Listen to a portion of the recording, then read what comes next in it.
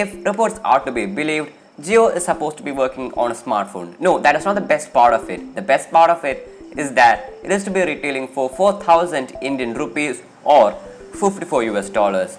So, let's discuss 5 findings that I had from this report. For context, Jio is the largest Indian mobile network provider who have also launched a couple of feature phones which is run by the 5th richest person in the world, Mukesh Ambani.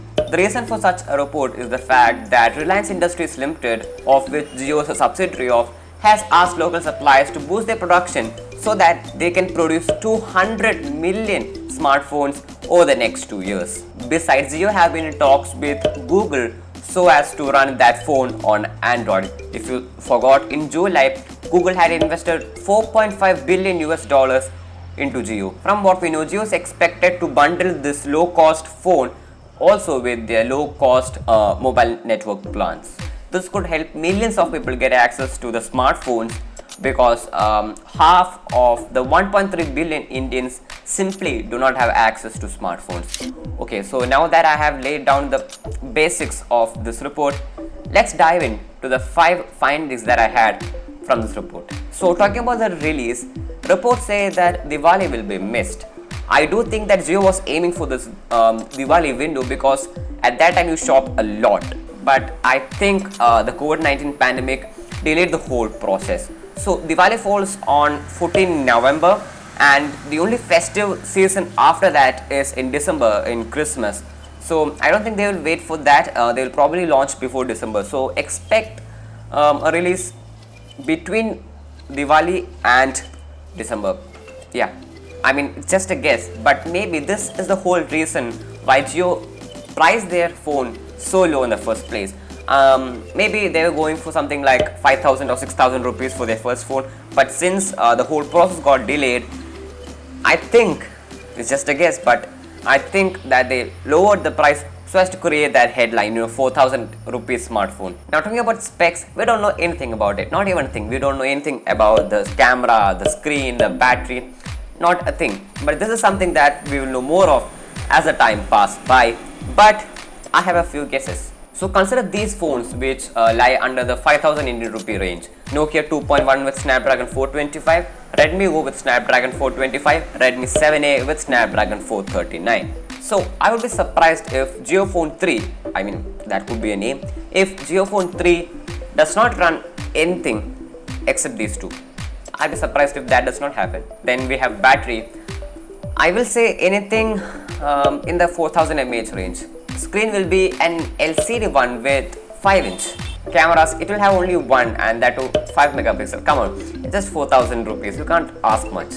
Sorry for interrupting, but if you like this content, then it will be hugely appreciated if you could hit that like button. And if you're new here, I make technology videos every Wednesday at 4 PM. So consider subscribing and hitting the bell icon. Thank you and enjoy the rest of the video. Now, this is a bit serious than the other 2 points. As it was reported, Jio is supposed to be producing 200 million smartphones. And if you do some math, since it is going to happen over the next 2 years, 200 by 12, that comes about 8. So they have to produce 8 million smartphones per month for the next 2 years.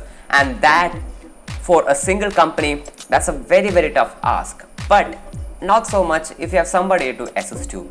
And for the same reason, reports say that Jio has asked local producers like Lava, Carbon, Dixon Technologies to help them in the business. And if you have 4 to 5 people to assist you, the whole process just goes smoothly, right? As we had previously speculated, the Jio phone will most probably run on the Snapdragon 400 series, which is not very powerful, right? So if your chip is not that powerful and you want to still run that phone smoothly, then you either want to have a lot of RAM or you want to optimize your software, which is a very costly process to do.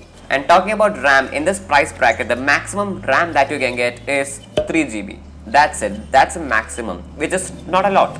And that is why I am guessing that the JioPhone 3 will not have regular apps but a toned down version of apps having Lite or Go in their names, like Facebook Lite, WhatsApp Lite, etc.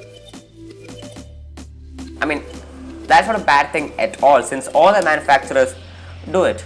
So this point has 2 parts to it. So let's begin with the first part. If this phone becomes successful. If this phone becomes successful, then it will be a huge setback to the competitors like Xiaomi, Realme and Samsung who are competing in this range. But let's be honest, there are not much devices in this price range. And this might even be a huge inspiration to the other Indian companies who might launch more phones in the future. And not to say many will get access to experience a smartphone. And the already very competitive budget segment will get more competitive. And this gets me excited if Jio starts producing more mid-rangers and flagship killers. But that is all if this becomes a success story. But we can't ignore the other side of the story, right? What will happen if this does not become a success story? I mean, I'm not demotivating somebody, but I just wanted to have a look at the other side. If this does not become a success, then Jio will not produce a phone for quite a long time, and they might even lose investment from companies like Google. Anyway, let's hope for the best. Alright, what do you think of this phone? Let me know in the comments down below.